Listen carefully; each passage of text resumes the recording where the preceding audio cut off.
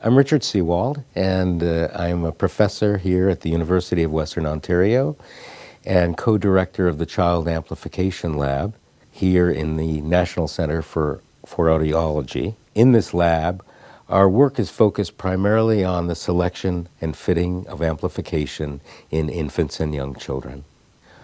Well, this is a technology that I think we've been waiting for a long time. The SoundRecover or nonlinear frequency compression technology attempts to take the full range of incoming sound and to bring that into the auditory area of the child with hearing loss. Much like wide dynamic range compression, which is a technology that was developed during the 90s, allows us to take a wider range of intensities and to bring that into the residual dynamic range of hearing that the child has. We need to have very accurate definition of the hearing capacity of the child. And I think we have the technology now to be able to accurately define what the child's hearing capacity is. And now we can take these new technologies and shape them so that we can bring more information to the child through technologies such as SoundRecover. We think of children really as sponges in the early years, and what the brain is needing is the input.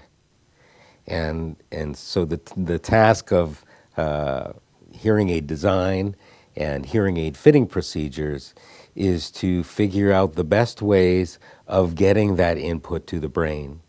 I think of listening as, about 20% ear work and about 80% brain work.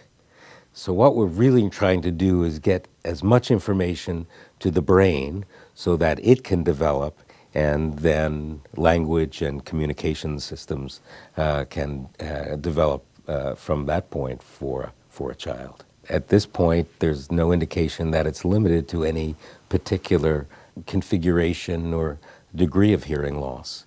There's a lot more work that we'll need to do along the lines of understanding the best candidates and how the fitting should proceed.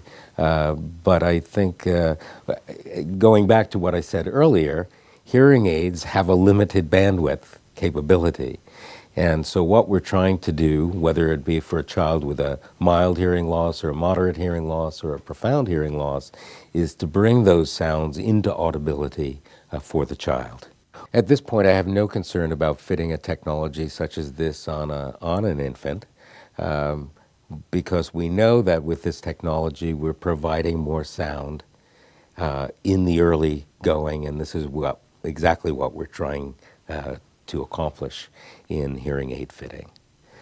When I do a comparison of 40 years ago to today, it's like I think the sky's the limit for what we can now accomplish with children who have hearing loss. And it's in a very exciting time, and it's wonderful to be able to improve the quality of a child's life in such a very powerful way as we can do today.